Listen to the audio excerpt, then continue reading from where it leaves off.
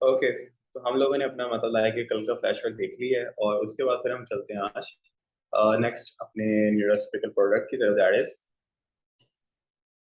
Okay.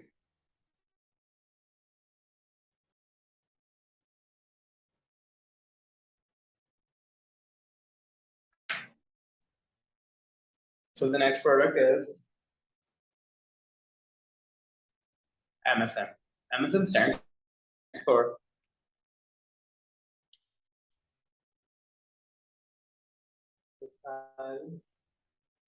अगर spelling गलत हो जाए देख लेना यार इंटरनेट से।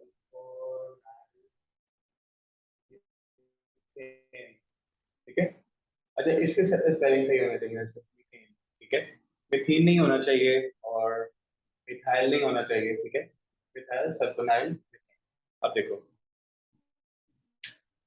बेसिकली सबको क्लियर है। ठीक है, मिथाइल सल्फोनाइल मीथेन, ठीक है, एक ऐसा कंपाउंड है, ठीक है, जो कि आर्टिफिशियली, नो डाउट आर्टिफिशियली भी क्रिएट किया जा सकता है। सल्फोनाइल, सल्फोनाइल से आसानी से आपको क्या समझ आ रहा है कि इसके अंदर क्या होगा? Any gases? जी, सल्फर। ठीक है, इसके अंदर सल्फर होता है, सल्फर कंटेनिंग कंपाउंड होता है। अब असल में इसकी एप्लीकेशंस वगैरह से ज्यादा, मतलब कि इसकी ना ब्रॉड स्पेक्ट्रम जो एप्लीकेशन होती है ना, हमारे हम कह सकते हैं कि साइड इफेक्ट्स वो ज्यादा है। ठीक है, साइड इफेक्ट्स मतलब पॉजिटिव साइड इफेक्ट्स की बात करते हैं। मैंने स्टार्टिंग के ऊपर आपको बताया था कि दो किस्म के साइड इफेक्ट होते हैं मेडिकल टर्मिनोलॉजीज के अंदर। साइड इफेक्ट बेसिकली हम उसको कहते हैं, मैं हर लेक्चर में रिपीट आपके साथ करता हूँ कि हो सकता है कि किसी बंदे का मिस हो चुका हो क्या। मेरा टारगेट है कि मैं खाना इसलिए खा रहा हूँ कि मुझे ना एनर्जी चाहिए।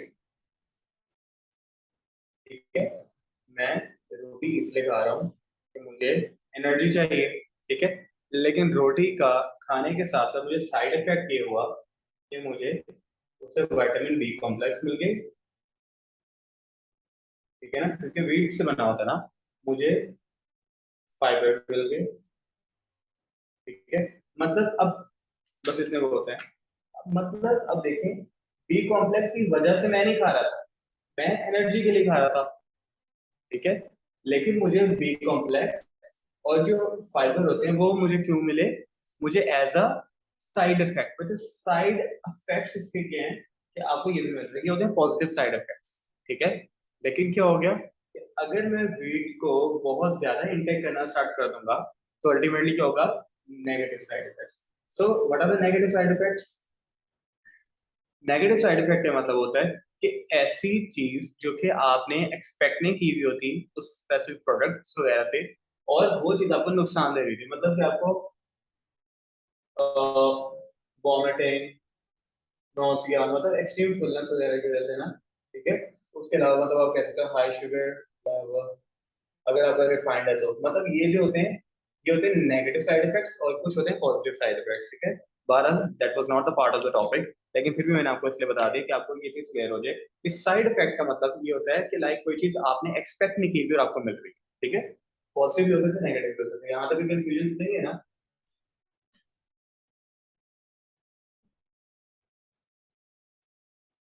अच्छा, द थिंग इज, अब मिथाइल सल्फोनाइल मीथेन MSM के बेनिफिट्स क्या होते हैं? MSM बेसिकली जो यूज किया जाता है ना, वो होता है anti inflammatory, anti inflammatory. Inflammation क्या होती है? Inflammation, normal finger,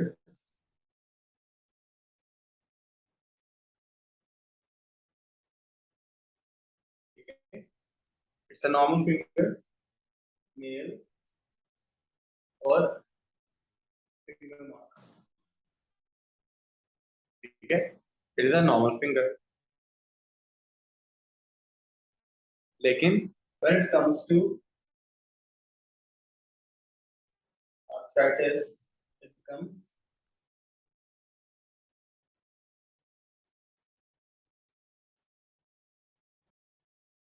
Can you see the difference?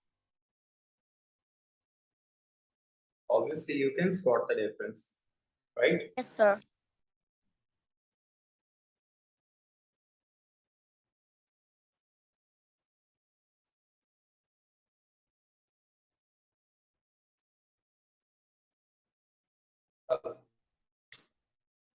Inflammation क्यों होती है? आपने रेस्पिरेटरी चैप्टर नंबर 1 में कुछ लोगों ने पढ़ा होगा। इन्फ्लेमेशन बेसिकली इस तरह से होती है कि आपकी बॉडी में there is something wrong with the body, ठीक है? उसके अंदर भी हिस्टामाइन्स की एक्यूमुलेशन होती है। हिस्टामाइन्स की एक्यूमुलेशन होने के साथ वेसोडाइलेशन होता है। वेसोडाइलेशन की वजह से क्या होता है कि आपका ब्लड रेफरेंस यहाँ पे शिफ्ट कर जाता है। ब्लड रेफरेंस यहाँ पे शिफ्ट करता है तो आपकी इम्यूनो बॉडीज होती हैं वो सारे के सारे इस पॉइंट लोकेशन के ऊपर आ जाती हैं। इम्यूनो बॉडी जब इस पॉइंट लोकेशन के ऊपर आ जाती है तो फिर टेम्परेचर रेजल होता है। टेम्परेचर रेजल होने के साथ साथ यहाँ पे फिर आपका इम्यूनो इफेक्ट जनरेट कर रहा होता है। अल्टीमेटली इस जगह को नॉर्मलाइज करने की कोशिश करता है। दूसरी बात, in case of any sort of disturbance in the body क्या होता है कि आपकी बॉडी स्वेल करवा दी जाती है और अल्टीमेटली इसका टेम्परेचर बढ़ा दिया जाता है। जैसे कि आर्थराइटिस होता है। आर्थराइटिस क्या करता है? It tends to it tends to like destroy the body, it tends to like destroy the muscles, it tends to like destroy या फिर cause pain या फिर like more likely to cause a disruption of cells। इस type की कोई भी चीज हो सकती है। तो अल्टीमेटली बॉडी सेंस करती है इसको एज अ डेंजर और अल्टीमेटली क्या करती है यहाँ पे इन्फ्लेमेशन कॉज करवा देती है कि इस एरिया के अंदर मुझे चेनिंग वगैरह वापस करनी है। अब क्या होता है एमएसएन ने एंटी इन्फ्लेमेशन के हिसाब से काम करा था। अब एंटी इन्फ्लेमेशन दो सेंस होती है। एक होता है कि जो इन्फ्लेमेशन बॉडी का कॉमन नेचुरल मैकेनिज्म होता है इसको स्टॉप करवा देना। दूसरी चीज होती है इसको जल्दी से हील करवा देना ताकि इन्फ्लेमेशन ऑटोमेटिकली खत्म हो जाए। एमएसएन सेकंड कैटेगरी के अंदर फॉल करता है कि उसके अंदर बॉडी ने एंटी इन्फ्लेमेटरी इफेक्ट कैसे जनरेट करवाना होता है अपनी बॉडी को स्टेबलाइज करवाने के साथ साथ। ठीक है, तो पहली चीज हमें समझ आ गई कि इसके अंदर एंटी इन्फ्लेमेटरी इफेक्ट होता है और एंटी इन्फ्लेमेशन क्या होती है वो चीज हम लोगों ने थोड़ी सी डिटेल में भी देखी। इसके बाद जब इन्फ्लेमेशन होती है ऑब्वियसली कि आपका वहां पे ब्लड रेफरेंस शिफ्ट हुआ है वेसोडाइलेशन होने की वजह से और अल्टीमेटली यहाँ पे जो आपकी है ना कि हिस्टामिन जनरेट हुई है। अब इन सब चीजों के साथ साथ वहां पर एक और फैक्टर होगा दैट इज पेन।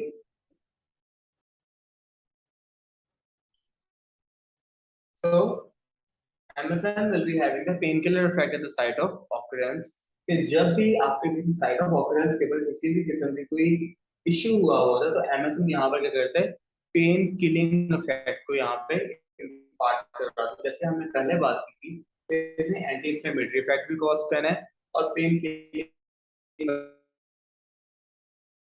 इफेक्ट।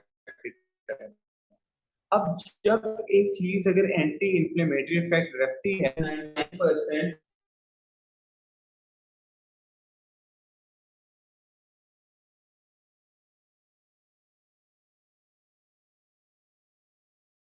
और जब भी कोई चीज एंटी ऑक्सीडेंट हो रही होती है तो उससे फ्री रेडिकल्स की एलिमिनेशन करनी होती है। उसके अलावा सपोर्टिव मैकेनिज्म के अंदर ये एक पेन किलर का भी काम कर रही होती है। इसका मतलब कि लोग इसको कमर के दर्द, ठीक है, आपकी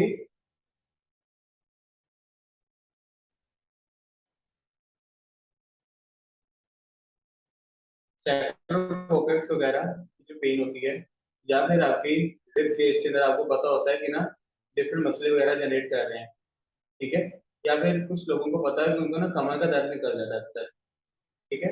अब कमर का अगर आपको दर्द हो गया या फिर अगर आपको ऊपर आपका नॉचिंग पेन हो गई है तो हमारे पास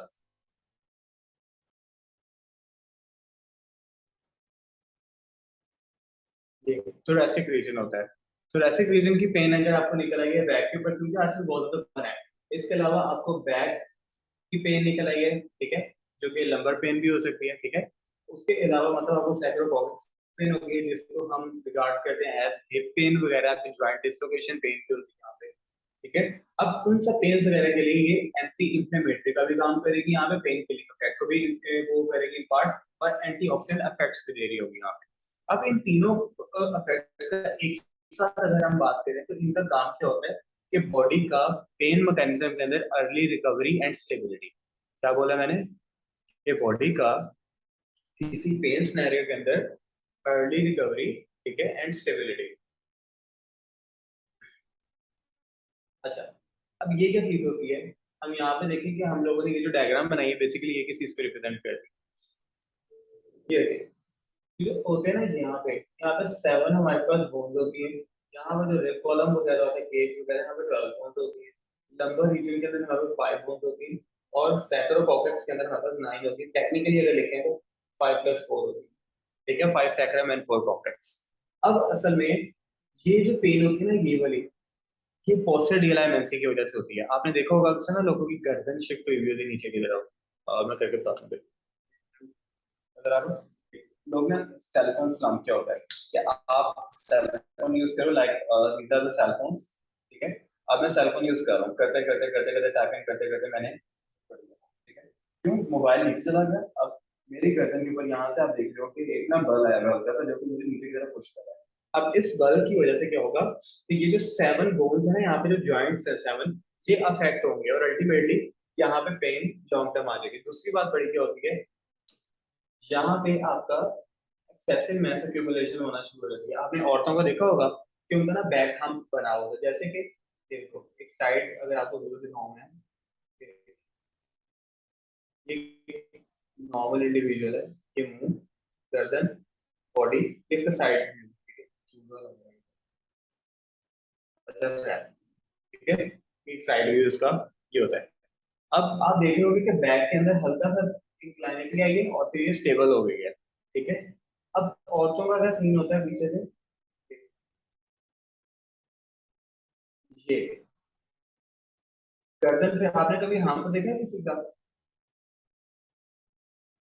इनका बड़ा, जैसे आंटियां होती हैं उनका होता है, अम्माओं के घर में आपने देखे होंगे, दादियों के देखे होंगे आपने, जो थोड़ी सी एज वाले हो जाते हैं ना लोग, उनकी ना इस जगह के ऊपर लाइक ना एक्यूमुलेशन ऑफ सब्सटेंसेस होने की वजह से इस जगह के ऊपर एक हम्प डेवलप हो जाता है। और जब हम्प डेवलप होता है तो वो रिजिड होना शुरू हो जाता है, कैल्सिफिकेशन होना स्टार्ट हो जाती है। और जब उस हम्प की देखो, नॉर्मली जब लड़की होती है ना, मैं बता रहा हूँ कि औरतों में ज्यादा कॉमन होता है, इसलिए मैं बात कर रहा हूँ, ये ना सोचना फेमिनिस्ट। तो ये आपको बात बता रहा हूँ कि जब नॉर्मल होता है ना तो यूं होता है, ठीक है, मतलब आपके ना स्टेबल बनी हुई होती है नीचे से जो लोकेशन होती है। जब एबनॉर्मेलिटी होती है तो फिर ये देखो, ये यहाँ से आपको नजर आ रहा होगा, क्लियर नजर आता है, मतलब आपको देखना नहीं पड़ता, एनालाइज नहीं करना पड़ता, बिल्कुल आपको पता लग रहा होता है कि इस बंदे के ना गर्दन। अब होता दूसरा मसला आपको नजर आ रहा है, जब हम बांधते हैं तो आपकी गर्दन खत्म होना शुरू हो जाती है। इसका ये मतलब नहीं कि गर्दन खत्म हो जाती है, इसका ये मतलब है गर्दन व्यू जो इन यहाँ से स्टार्ट होगी, जहां पर आपकी 7 बोन्स होती है ना डिसाइड करने वाली, ये तो ऐसे।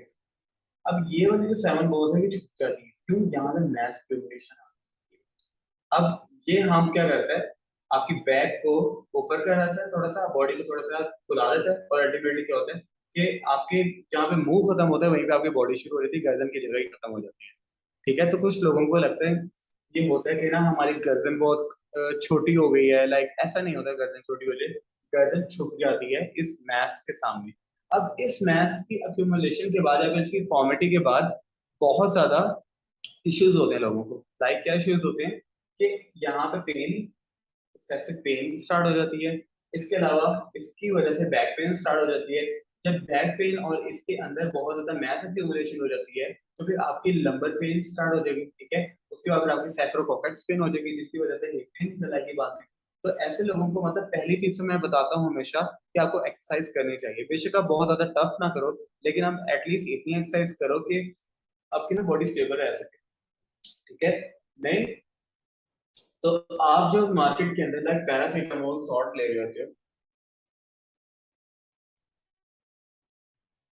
पहली बात एलोपैथिक है, दूसरी बात फार्मास्यूटिकल है। ठीक है, क्या होगा, it will have some sort of side effects. ठीक है, and the negative ones, it will have some sort of negative side effects, 100% है। अगर लोग पैराडोल खाते हैं, क्योंकि हर बंदा दुनिया का पैराडोल खा रहा है, ठीक है, पैराडोल मतलब मैं एक ब्रांड की बात नहीं कर रहा, मैं एक पैरासीटामोल सॉल्ट की बात कर रहा हूँ जो कि हर चीज के लिए पाया जा रहा होता है। सॉल्ट से अगर आप शिफ्ट हो जाते हो मिथाइल सल्फोनाइल मीथेन के ऊपर, तो ये आपके लिए फार बेटर होगा। क्या, किडनी से, लीवर से, मेटाबॉलिक पाथवे से। ठीक है, इसके अलावा साइड इफेक्ट्स कोई नेगेटिव नहीं होगा। ठीक है, और अल्टीमेटली आपकी बॉडी की सपोर्ट के अंदर है ये, एंटी इंफ्लेमेटरी इफेक्ट भी है, साथ एंटी ऑक्सीडेंट भी है। इसका मतलब कि आपको कल को कैंसर वगैरह का कोई भी अगर होता है तो उससे भी बचा सकता है, और अल्टीमेटली मतलब कि आपको जो चीज है, अगर आपको कोई इश्यू है तो उसको लॉन्ग टर्म होने नहीं देगा, उसको वहीं के ऊपर ही शट ऑफ कॉल करके स्टॉप करवा देंगे, राइट। तो यहाँ तक मिथाइल सल्फोनाइल मीथेन वगैरह के अंदर आपको किसी किस्म का कोई इशू हो। और हाँ, एक और मैं बात बता दूं कि इसकी जो सेफ लिमिट होती है तकरीबन 4000 mg तक आप खा सकते हैं। एक और साथ बात होती है कि आप इसको ना पर केजी, मतलब 4000 mg पर केजी के हिसाब से ले सकते हैं, लेकिन आपने इतना ज्यादा नहीं कंज्यूम करना। आप कोशिश करेंगे 4000 mg से बिलो ही इसकी कंजम्पशन वगैरह रखें अपने पक्षी के। तो अगर आप इस सेफ लिमिट के अंदर इसको रखते हैं, और इसके अलावा मतलब कि सल्फर के फैक्ट्स बहुत ज्यादा अच्छे होते हैं बॉडी के ऊपर, वही वाली बात कि एक स्पेसिफिक अमाउंट के अंदर अगर आप वो वाली लिमिट से ऊपर जाके कंज्यूम करना स्टार्ट करते तो फिर ऑब्वियसली इसकी टॉक्सिसिटी होना तो फर्ज है। फिर सल्फर की क्या होते हैं कि जैसे कि आपको हमने बताया कि पेन किलर वगैरह, एंटीऑक्सीडेंट इफेक्ट हो गया, एंटी इंफ्लेमेटरी इफेक्ट्स, ये भी सारे होते हैं। एक होता है सपोर्टिव इफेक्ट, एक होता है कि लाइक एंटी नोजिक इफेक्ट, मतलब कि जो इसके बाकी चीजों की टॉक्सिसिटी वगैरह की वजह से आपको लाइक नोजिया, आपका हार्ट बर्न, आपका लाइक कोई किसी किस्म का इश्यू, आपको पेन फील हो रही होती है, वो चीजें मतलब ये सप्रेस कर देती काफी हद तक। तो यहाँ तक किसी भी बंदे का कोई कंफ्यूजन है, आपके कोई क्वेश्चन हो तो आप पता कर सकते हैं। और दूसरी बात कि सिराटो के इंग्रेडिएंट जैसे कि हम देखते हैं, तो सेकंड इंग्रेडिएंट आपको यहाँ पे नजर आ रहा होगा, third one is the MSM, 1 2 3। तीसरे नंबर पे देखेंगे आपको नजर आ रहा होगा हल्का सा MSM, राइट। तो दिस इज द MSM जो कि इसमें मतलब 45 करवाया गया हुआ है। तो ये चीज आप अपने पेशेंट्स वगैरह को भी रेफर कर सकते हैं, लेकिन वही वाली बात कि पेशेंट को डायरेक्टली रेफर नहीं करना, जो बंदा प्रैक्टिस में है वो रेफर कर सकता है। जो बंदा अभी प्रैक्टिस को स्टार्ट करना है वो हमें राब्ता करे, और हम लोग उनके साथ लाइक मिले, बैकअप वगैरह ले हमारा, और फिर हमें पेशेंट्स को दिखाए, और अल्टीमेटली फिर हम आपको बताएंगे कि आपने किस तरीके से उसको देना है। जिसका स्टार्टअप है, जाहिर बात है कि वो किसी सपोर्ट के साथ काम स्टार्ट करे, और जो ऑलरेडी मार्केट के अंदर वर्क करे उसको पता होगा कि काम कैसे। ठीक है, all clear? Any yes sir. Confusion? Sir okay, एक बात करनी और थी आपसे। पूछे। सर एक्चुअली मैं ये करती हूँ कि इंटरनेट के इशू की वजह से ना काफी डिस्टॉर्शन आती है वॉइस के अंदर, तो कोई कोई पॉइंट रह जाते हैं। तो बाद में मैं यूट्यूब से जो आपके चैनल पे वीडियो अपलोड होती है ना, वहां से जाके लेक्चर ले लेती हूँ। लेकिन सर उसके अंदर भी वॉइस डिस्टॉर्शन की प्रॉब्लम होती है। आप नीचे ना कमेंट कर दिया करो कि जो बात नहीं समझ आ रही होती, जैसे लास्ट टाइम आई थिंक आपका ही कमेंट था वहां पर ना किसी चीज यस के ऊपर। सर। हाँ, तो आप कमेंट वगैरह कर लिया करो जिस बंदे को क्लियर नहीं होता, और जो सा पॉइंट क्लियर नहीं होता वहीं से ही आप पता कर लिया, ठीक है। नीचे हमारी टीम में से जो भी अवेलेबल हो आपको आंसर कर देगा, ठीक है। जी ओके, थैंक यू जी। Okay then, see you tomorrow. अल्लाह हाफिज।